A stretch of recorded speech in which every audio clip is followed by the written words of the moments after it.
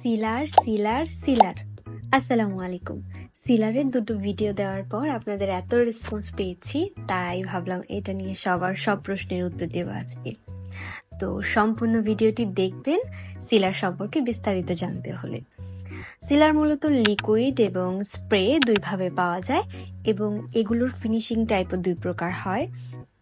একটা mat finishing দেয়, আবার কতগুলো গ্লসি ফিনিশিং দেয়।